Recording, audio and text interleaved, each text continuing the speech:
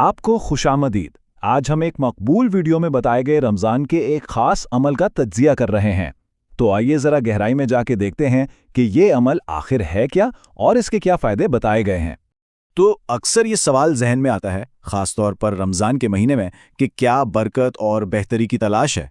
यही वो बुनियादी सवाल है जहाँ से ये सारा मौजू शुरू होता है। और सच पूछें तो ये सवाल बहुत से लोगों के लिए रमज़ान की रूह भी है। इसी सवाल के जवाब में एक ख़ास दुआ या कह लें कि एक वजीफ़ा पेश किया जाता है। इससे ज़िंदगी की जो आम मुश्किलात हैं ना, उनके एक मुमकिना हल के तौर पर बताया गया है। अच्छा, तो ये अमल किन मसाइल को हल करने का दावा करता है?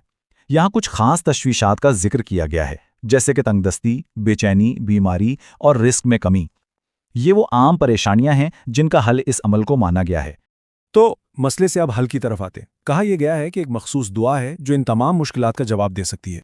चलें अब सबसे अहम हिस्से की तरफ बढ़ते हैं और देखते हैं कि इस अमल को करना कैसे है। इसके लिए एक बहुत ही साफ और मरहलावार तरीका बताया गया है। इस पूरे अमल का जो मरकज़ है वो है ये दुआ, या वासी अल मग़फ़िरा तग़फ़िर ली।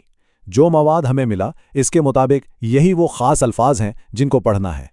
और हाँ, तादाद भी बहुत अहम है। इस बात पर ख़ास जोर दिया गया है कि इस दुआ को ठीक 7 बार ही पढ़ना है, ना इससे कम ना ज़्यादा, बिल्कुल 7 मरतबा। और वक्त का क्या ख्याल है? वक्त भी बहुत बहुत ख़ास है। ये अमल दिन के 2 मखसूस औकात में किया जाना है।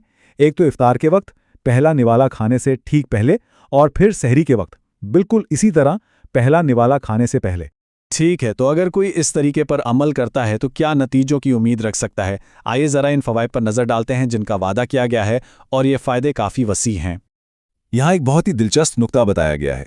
2 किस्म की तंगदस्ती में फ़र्क किया गया है। एक है पैसे की तंगदस्ती, मतलब माली मुश्किलात, और दूसरी है जहन की तंगदस्ती, जो बेचैनी और जहनी सुकून की कमी को जाहिर करती है। और कहा यह गया है कि ये अमल दोनों को दूर करता है। बयान किए गए फ़ायदे वाकई बहुत वसी हैं। इनमें गुनाहों की बख्शिश से लेकर रिस्क में बेहतरी, सेहत और तवानाई, जहनी सुकून और यहाँ तक के मामलात में रहनुमाई भी शामिल हैं। यानी मजमूई तौर पर एक बाबरकत रमज़ान का वादा किया गया है। तो इस सब का खुलासा क्या है? आइए ज़रा इस अमल की अहमियत पर गौर करते हैं, जैसा कि इसे पेश किया गया है। तो देखें, जो अहम नुक्ता है वो ये है कि ये अमल खाने के औकात में की जाने वाली एक बहुत ही सादा, बार बार दोहराई जाने वाली दुआ है। इसकी सादगी और मखसूस औकात इसे रोज़मर्रा की ज़िंदगी में आसानी से शामिल करने के काबिल बनाते हैं। और ये सारा तज्ज़िया हमें एक बड़े और गहरे सवाल पर लाकर छोड़ देता है, जिस पर सोचना चाहिए कि आखिर अकीदा और अमल ज़ाती ज़िंदगियों पर कैसे असरअंदाज हो सकते हैं।